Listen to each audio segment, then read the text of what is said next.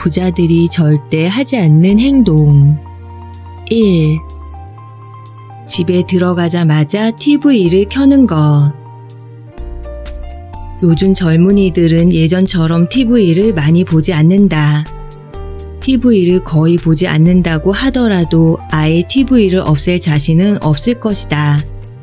이건 꼭 봐야겠다 싶은 프로그램만 골라서 보는 사람이 얼마나 될까?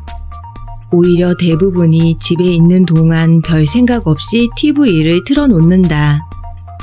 혼자 사는 사람이라면 집에 들어오자마자 습관처럼 켜는 경우가 많다. 혼자 사는 사람들은 열심히 일하고 집에 들어와도 기다리는 사람이 없어서 마음이 쓸쓸하다. 그럴 때 TV에서 사람의 목소리가 들리면 마음이 좀 편안해진다. 그것도 나쁘지만은 않으나 문제는 그 다음이다. 무엇을 보든 대체로 TV 프로그램은 재밌기 때문에 별 생각 없이 계속 보게 된다. 그러다 문득 정신을 차리면 30분, 1시간이 훌쩍 지나가 있다. 그 탓에 저녁에 무언가를 하려던 결심은 수포로 돌아간다. 업무만이 아니다. TV에 시간을 뺏겨서 친구에게 연락하는 것, 빨래하거나 쓰레기를 버리는 등의 일을 쉽게 뒤로 미룬다. TV 옆에 게임기를 두었는가? TV 게임이나 스마트폰 게임에 빠져서 잠자는 것도 있고 즐기다 보면 다음날 아침을 망친다. 당신도 그런 경험이 있지 않은가? 느슨한 성격은 금전 관리에서도 그대로 나타난다. 그래서 매월 아슬아슬하게 통장에 구멍을 메우는 생활이 계속되어도 할 말이 없다. 나는 TV를 실시간으로 보지 않는다.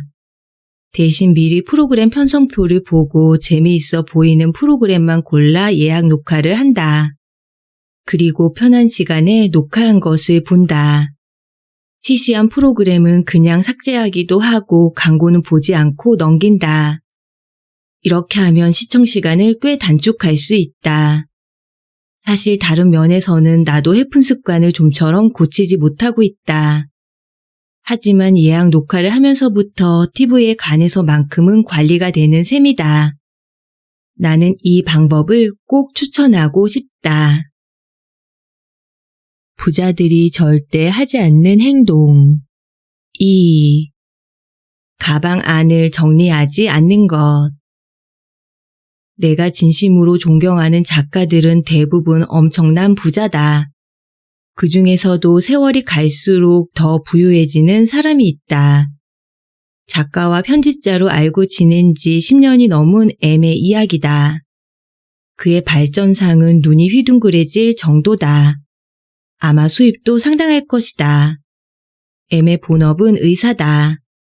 원래 그의 병원은 지역 내에 있는 병원 중에 하나였지만 지금은 전국을 아우르는 병원으로 성장했다. 그의 수술 실력을 전해 듣고 해외에서 찾아오는 환자도 많다. 그는 의사로서의 경험과 연구를 통해 쌓은 성과를 강연과 출판으로 전파하고 있다. 덕분에 그의 활동 영역도 점점 넓어지고 있다. 나는 M과 일할 때마다 그의 꼼꼼함에 감탄하곤 한다. 그는 회의에 지참해야 할 기획서와 참고자료를 한 번도 잊지 않는다. 심지어 그는 비서 없이 모든 일을 스스로 관리한다. 엄청나게 바쁠 텐데도 그에게서 아차 깜빡했습니다. 라는 말을 단 한 번도 들어본 적이 없다. 어느 날 나는 마음을 먹고 그에게 비결을 물었다. M은 여러 일을 병행하기 때문에 하루에도 여러 번 회의에 참석했다. 그는 회의와 회의 사이에 일부러 30분 정도의 시간 간격을 두고 그동안 가방 안을 깨끗이 정리한다고 했다. 그가 경영하는 병원은 지방에 있어서 활동 거점도 지방이다. 그러다 보니 강사나 작가로서의 활동에 어려움이 있다. 그래서 도쿄의 한 호텔방을 빌려 그곳을 활동 거점으로 삼았다. 회의는 대부분 그 호텔이나 도내의 고급 호텔 라운지에서 진행한다. 회의와 회의 사이에 시간을 두고 가방을 정리하거나 교체할 수 있는 것도 그 덕분이다. 그는 한 회의가 끝나면 호텔 방으로 돌아가 가방을 정리하며 다음 회의를 준비했다. 그는 자신의 가방 정리법을 이렇게 설명했다. 일단 가방을 뒤집어서 속을 완전히 비웁니다. 그리고 다음 회의 때 필요한 것을 하나씩 집어넣습니다. 가방을 매번 초기화하는 거죠. 그러다 보면 머릿속도 초기화되고 하루에 회의를 여러 번 해도 헷갈리지 않습니다. 그는 가방을 정리하면서 머릿속도 정리하는 셈이다. 참고로 이전 회의 때 썼던 서류와 메모도 프로젝트별로 큰 종이 봉투에 분류해 깔끔히 정리해둔다. 이처럼 하루를 끝낼 때 자료를 정리하는 것을 습관화한 덕분에 A에게 참고자료 보내기, B에게 회신하기 등의 할 일을 놓치거나 약속을 잊는 일이 없다. M처럼 나도 날마다 가방을 완전히 비우고 정리하기 시작했다. 덕분에 가방 속에는 그날 필요한 물건만 채우게 되었다. 필요한 물건을 깜빡하고 안 가져가는 일이 없었고 필요 없는 물건이나 다른 업무에 썼던 물건을 갖고 다니는 일도 없어졌다. 게다가 가방이 초기화될 때 머릿속도 깔끔히 정리되어 다음 일에 대한 발상도 원활해졌다. 가방을 초기화하는 습관은 매일 다른 프로젝트를 동시에 진행하는 사람들에게 특히 큰 효과가 있다. 매일 같은 일을 하는 직장인도 하루하루 처리하는 일이 조금씩 달라지니 적용해봐도 좋을 것이다. 어쨌든 가방 정리를 습관화하라고 권하고 싶다. 무엇이 얼마나 깔끔해지는지 한번 체험해보기 바란다. 부자들이 절대 하지 않는 행동. 3. 낡아 빠진 지갑을 함부로 쓰는 것. 많은 부자들과 교제하면서 처음으로 깨달은 것이 부자는 모두 지갑에 신경을 쓴다는 것이었다. 바지 뒷주머니에서 낡아 빠진 지갑을 꺼내거나 지갑 안에서 아무렇게나 현금을 꺼내는 사람은 한 명도 없었다. 그들은 양복 안주머니에서 지갑을 꺼내 필요한 지폐를 가볍게 빼낸다. 그렇게 꺼낸 지폐는 구겨지거나 접힌 곳이 하나도 없다. 지갑에 보관할 때도 조심스럽게 집어넣기 때문이다. 반면에 풍족하지 못한 사람은 상당히 낡은 지갑을 아무렇게나 쓸 때가 많다. 좋게 말하면 다를 때까지 아껴 쓴 것이겠지만 말이다. 게다가 돈을 거칠게 쑤셔넣기 때문에 지폐가 구겨지거나 접혀 있을 때도 많다. 돈을 소중히 다루지 않는 태도가 뚜렷하다. 이들은 대개 어떻게 취급하든 돈의 가치에는 변함이 없다. 구겨지거나 접혀도 돈은 돈이다 라고 생각할 것이다. 쭈글쭈글한 5만 원짜리 지폐를 꺼냈다고 해서 그런 더러운 지폐에는 4만 원의 가치밖에 없다고 말할 사람은 없다. 그러나 사람에게는 감정이란 것이 있다. 그래서 접대하는 사람도 깨끗한 돈을 꺼내는 손님에게는 저절로 융숭하게 대접하게 되는 것이다. 돈을 조심스럽게 다루는 사람은 돈그릇인 지갑도 조심스럽게 다룬다. 그래서 고상하고 품질 좋은 지갑을 사서 애지중지 사용한다. 그들은 지갑에 신경을 쓰고 돈을 진심으로 아끼는 태도가 돈을 끌어당긴다는 걸 안다. 부자들을 지켜보다 보니 그런 기운의 흐름이 정말로 있다는 생각이 들었다. 내 말을 믿고 지갑을 괜찮은 것으로 바꿔보기 바란다. 그러면 돈에 대한 태도도 크게 달라질 것이다.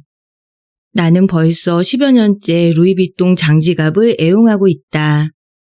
고가의 브랜드 지갑을 쓴다고 자랑하려는 것은 절대 아니다. 사실은 오히려 반대일지도 모른다.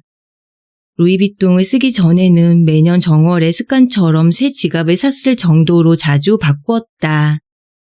소재에 따라서는 1년만 써도 돈을 넣고 빼는 곳이 거무스름해졌기 때문이다. 그러나 루이비통으로 바꾼 뒤로는 몇 년 전에 한 번 새 것으로 바꾸었을 뿐이다. 그런데도 언제나 깨끗한 상태여서 대만족이다. 나에게 루이비통은 구매 전에 특별한 결심이 필요할 정도로 비싼 브랜드였다. 그래서 지갑을 사고 나서도 조심스럽게 다뤘다. 돈을 넣고 빼는 것도 신중히 하고 지폐 방향을 가지런히 정돈하게 되었다. 또한 지폐에 모서리가 접혀있지 않은지도 살펴보게 되었다. 품격 있는 지갑이 돈 다루는 법을 가르쳐준다는 느낌이 들 정도다. 자신의 금전운이 좋지 않다고 생각한다면 과감하게 마음 먹고 인생 최고의 지갑을 마련해보자. 지갑을 아끼다 보면 돈도 자연스럽게 아끼게 된다. 돈에 대한 자세가 달라지면 금전운도 확실히 달라진다. 부자들이 절대 하지 않는 행동.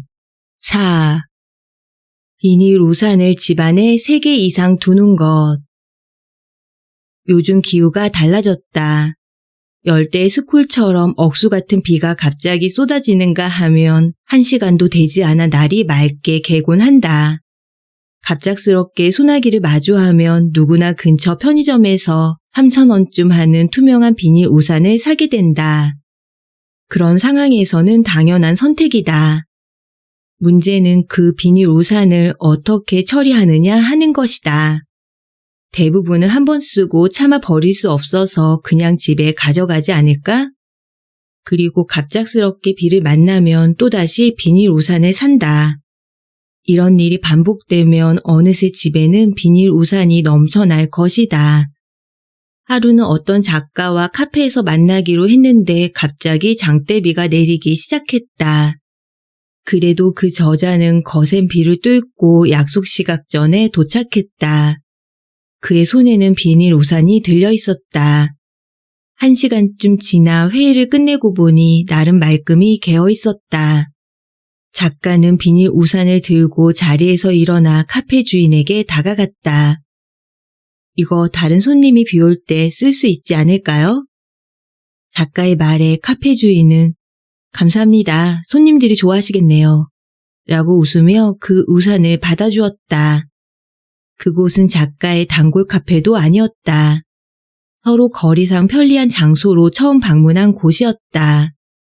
나는 속으로 부자는 이런 일까지 산뜻하게 처리하는구나 싶었다. 그날 나는 정말 큰 교훈을 얻었다. 필요 없는 물건은 주변에 두지 말자. 단 물건을 버릴 때에도 그것이 끝까지 살아 숨쉬도록 만들어야 한다. 이런 식으로 인품을 단련하다 보면 점점 부자에 가까워지지 않을까? 나도 그때부터 집에 비닐 우산이 3개 이상 모이면 단골 음식점에 가져다 주기 시작했다. 쓸모없이 쌓인 물건이 오히려 마음의 빈곤함을 적나라하게 드러낸다고 생각했기 때문이다. 부자들이 절대 하지 않는 행동. 5. 냉동고에 보냉제를 쌓아두는 것. 얼마 전에 보냉제가 쌓인 집에는 돈이 모이지 않는다는 기사를 보고 큰 흥미를 느꼈다. 나도 평소에 똑같은 생각을 했기 때문이다. 그러나 잘 읽어보니 기사의 주장은 내 생각과는 전혀 달랐다. 덧붙여 그 기사는 보냉제를 쌓아두는 사람은 백화점 지하 식품 매장에서 고급 디저트나 포장 음식을 살 때가 많다고 말했다. 이런 상품에는 보냉제가 반드시 딸려온다. 다시 말해 보냉제가 쌓인다, 이꼬르 비싼 물건을 쉽게 산다, 이꼬르 돈이 모이지 않는다는 공식이 성립된다고 주장했다. 이 이야기도 일리가 있지만 내가 보냉제를 쌓아두지 말라고 경고하는 데는 다른 이유가 있다. 보냉제를 쌓아두는 사람은 보통 물건을 아까워하거나 잘 버리지 못하는 성격이다. 보냉제를 냉장고에 넣어두었다가 도시락을 싸거나 남에게 음식을 나눠줄 때 활용하면 좋다고 생각한다. 그들도 보냉제가 당분간 쓸 만큼은 충분하다는 사실을 알고 있다. 그 이상은 여유분임을 알면서도 원체 아까워하는 성격이라 버리지 못하는 것뿐이다. 인터넷에는 보냉제를 20-30개쯤 모아두었다가 5,000원에 판매한 사례를 소개하면서 보냉제를 모아서 팔면 5,000원을 벌 수 있다고 말하는 사람도 있다. 그래도 나는 보냉제를 그렇게까지 쌓아서 5,000원을 벌기보다 10개 정도만 모으고 나머지는 깨끗이 버리는 쪽을 권한다. 백화점이나 유명 브랜드의 종이 봉투를 모으는 사람도 많다. 고급 종이봉투는 디자인도 멋지고 소재도 탄탄해서 한 번 쓰고 버리기 아까운 것이 사실이다. 모아두면 외출할 때 보조 가방으로 활용할 수 있고 남에게 무언가를 줄 때 재사용할 수도 있다. 재활용 쓰레기를 버릴 때 바구니처럼 쓴다는 사람도 있다. 그러나 이것도 정도의 문제지 대량으로 쌓아둘 필요는 없다. 당장 쓸 만큼만 남기고 나머지는 처분하는 분별력이 필요하다. 쓸데없는 물건을 자주 사는 행동과 언젠가 쓸모가 있을지 모른다며 보냉제나 종이 봉투를 필요 이상으로 쌓아두는 행동은 언뜻 반대되는 듯 하지만 근본적으로 서로 이어져 있다. 실제로 보냉제를 쌓아두는 사람은 혼자 살면서도 커다란 냉장고를 사용한다. 게다가 그 냉장고는 언제나 가득 차 있을 가능성이 높다. 일상생활에 무엇이 얼마나 필요한지 모르고 자기 관리를 하지 못하는 것이다. 물건을 쌓아두는 행동과 쓸데없는 물건을 사는 행동, 이 두 가지 행동은 자신을 잘 제어하지 못하는 해픈 사람에게서 관찰되는 공통된 경향이 있다. 부자들이 절대 하지 않는 행동. 6. 사소한 매너를 지키지 않는 것. 골프를 제대로 즐기려면 해외 골프장에 가는 게 낫다고 생각하는 사람이 많다. 내 주위에도 골프를 치러 하와이나 미국 서해안으로 오가는 지인이 있다. 그들의 말에 따르면 국내에도 좋은 골프장은 있지만 이용자의 매너가 점점 나빠지는 것이 문제라고 한다. 골프는 원래 신사의 스포츠라 불린다. 점수를 매기는 것은 물론 공이 깊은 풀숲에 빠졌을 때 손으로 건드리지 않는 것까지 모두 플레이어의 책임이다. 골프 외에는 이런 스포츠가 거의 없다. 골프가 대중화됨에 따라 매너를 지키지 않는 사람이 늘어나고 있다. 반면에 돈이 따라다니는 사람들은 행동에 품위가 있고 매너도 잘 지킨다. 돈과 인연이 없는 사람은 매너나 규칙을 무시하고도 태어나다. 심지어 남이 보지 않을 때는 규칙을 어겨도 괜찮다고 생각한다. 골프의 신사다움의 매력을 느끼는 사람들은 골프장이 대중화되면서 플레이어의 공정성을 잃었다고 말한다. 이것은 무언가 깊이 생각하게 만드는 이야기다.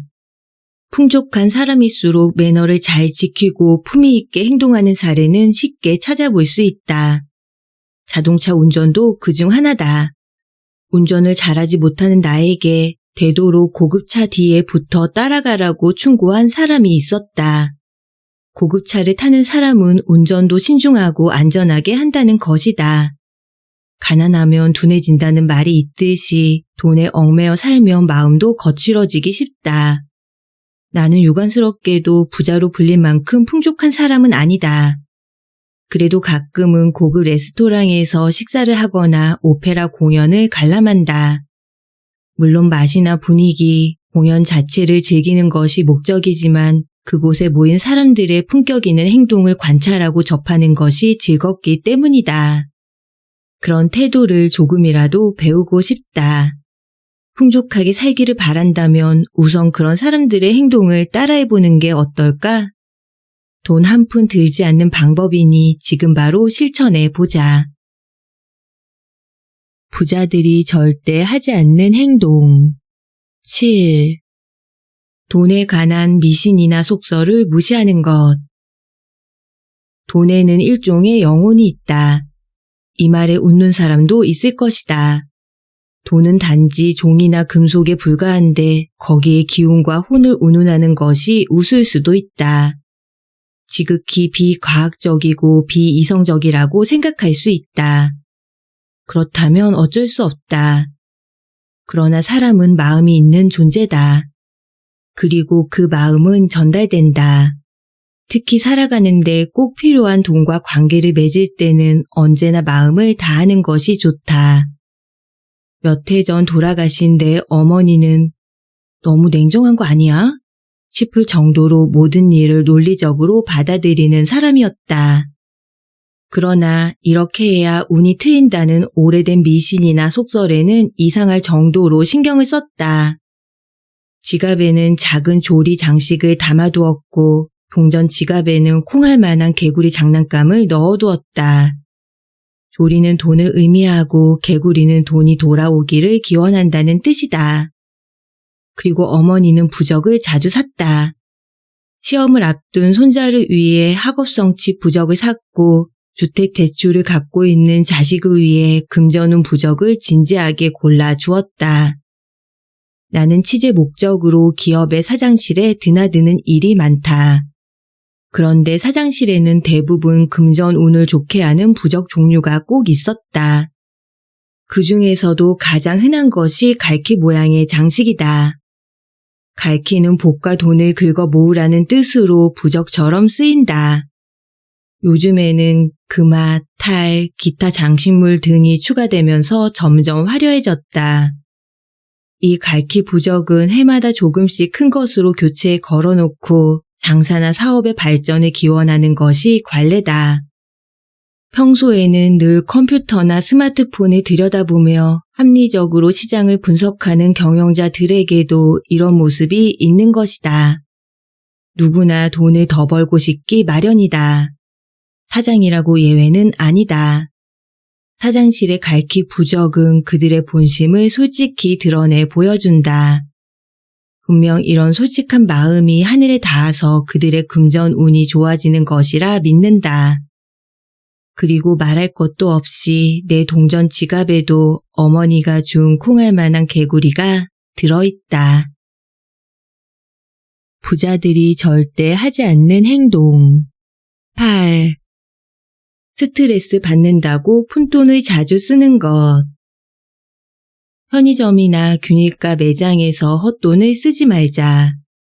여기까지 읽고는 이렇게 생각할 수 있다. 뭐야, 절약에 관한 책이었어? 티끌 모아 태산이라고 푼돈 아껴서 돈을 모으라는 거였군. 이렇게 단정 짓지 않았으면 한다. 나는 원래 꼼꼼한 성격이 아니다. 그래서 티끌 모으기는 오히려 내게 제일 맞지 않는 방식이다. 내가 하고 싶은 말은 편의점이나 균일가 매장에서 생각 없이 푼돈을 쓰는 것은 마음이 해이해져 있다는 증거라는 것이다. 우리 생활도 스스로 의식하지 못하는 사이에 느슨해져 있을지 모른다. 한 기관의 조사에 따르면 균일가 매장에 한 달에 한두 번 간다고 답한 사람이 58%로 가장 많았다. 이어 일주에 한 번 정도가 23%로 2위, 한 달에 두세 번이 19%로 3위였다. 균일가 매장에 가는 목적은 일용품을 사러가 1위, 신상품을 확인하러가 2위, 목적 없이 불쑥이 3위였다. 우리는 균일가 매장을 생각 이상으로 자주 들르는 셈이다. 그리고 그때마다 몇천 원씩 소비한다. 그런 행위 자체가 나쁘다는 말은 아니다. 문제는 이렇게 사들인 물건을 제대로 활용하느냐는 것이다. 1년 전쯤 10년 만에 이사를 했다. 그때 사놓기만 하고 쓰지 않은 물건이 여기저기서 쏟아져 나왔다. 스스로도 어이가 없을 정도였다. 대부분 균일가 매장 등에서 충동적으로 구매하거나 이유 없이 산 물건들이었다. 이런 이유 없는 쇼핑은 요즘 사람들이 스트레스를 해소하는 소소한 방법이기도 하다. 즉, 이유 없이 산 물건이 많다는 것은 당신이 매일 상당한 스트레스를 받았다는 증거다. 따라서 스트레스를 떠안고 살면 돈 관리에도 빈틈이 생긴다. 구멍 뚫린 지갑을 갖고 다니는 것처럼 말이다. 이런 생활이 지속되면 돈이 부족하다, 돈이 늘 없다는 생각에서 영원히 벗어날 수 없다. 부자들이 절대 하지 않는 행동. 9. 신용카드를 여러 장 만드는 것. 신용카드를 지갑에 여러 장 넣고 다니는 사람이 많다. 최근에는 백화점이나 쇼핑몰, 소규모 점포에서도 신용거래 기능이 포함된 카드를 발행한다. 그러나 권하는 대로 가입하다 보면 지갑의 카드칸이 금세 10,000원이 된다. 신용카드로 지갑이 꽉 찬 사람일수록 돈과 인연이 없다고 볼 수 있다. 부자는 지갑에 두세 장의 카드만 넣어두고 필요할 때마다 산뜻하게 꺼내 깔끔하게 지불한다. 그들은 말할 것도 없이 신용카드 기능이 포함된 쇼핑몰 카드 따위는 갖고 있지 않다. 그들의 세련된 카드 사용법을 지켜보면 잡다한 신용카드를 여러 장 보유하는 것이 오히려 돈과 멀어지는 길 같다. 그래서 나도 그런 카드를 쓰지 않는 것을 원칙으로 삼는다. 나는 현재 신용카드 2장과 자주 가는 백화점 정리카드 2장, 체크카드 2장만 지갑에 넣고 다닌다. 신용카드는 지불 과정이 간편하다는 편리함이 있다. 그래서인지 서구 선진국에서는 커피 한 잔을 마실 때도 카드를 쓴다. 서구가 이처럼 철저한 카드 사회가 된 것은 말할 것도 없이 치안이 불안하기 때문이다. 게다가 카드는 일종의 신분증명서 역할을 한다.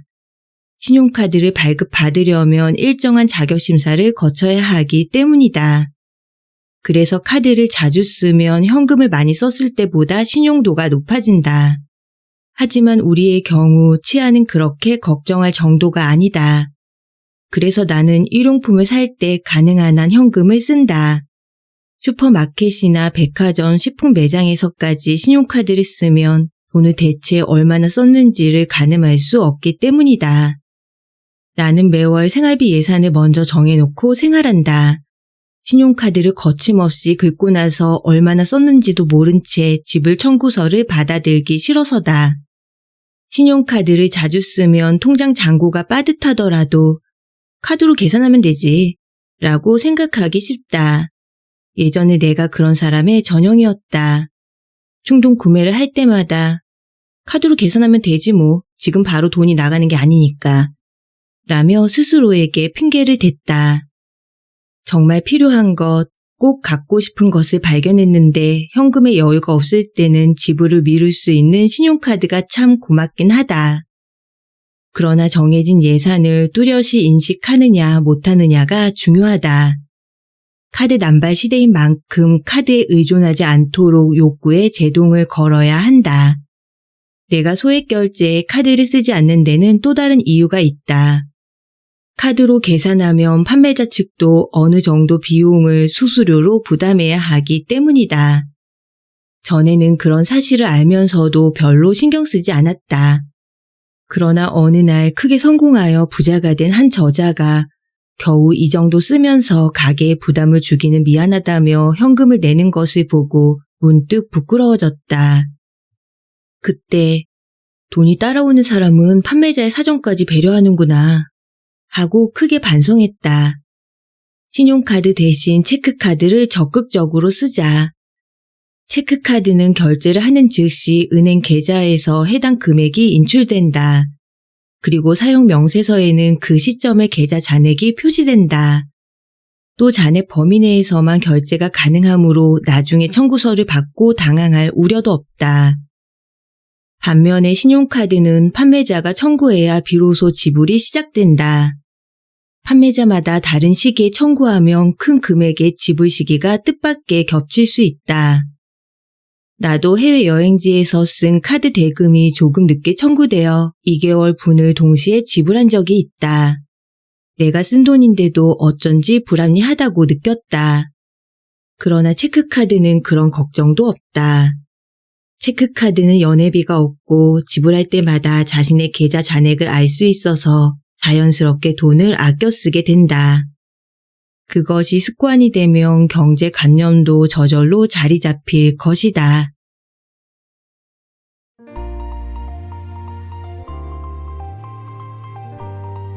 오늘 서리책방에서는 스가와라 게이지음, 노경아 옹김, 세멘파커스 출판 부자들이 죽어도 지키는 사소한 습관 중에서 파트 1 부자들이 절대 하지 않는 행동의 내용 일부와 함께 했습니다.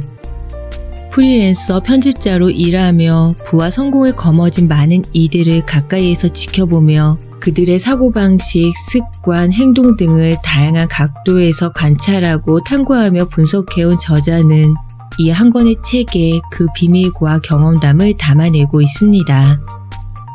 왜 부자들은 매일 가방 안을 비울까요? 부자들이 비닐 우산을 집안에 3개 이상 두지 않는 이유는 무엇일까요? 왜 돈에 관한 미신이나 속설을 믿고 따르는 부자가 많은 걸까요? 왜 부자들은 스트레스를 받는다고 푼돈을 자주 쓴다거나 목적 없이 편의점을 들리지 않는 걸까요?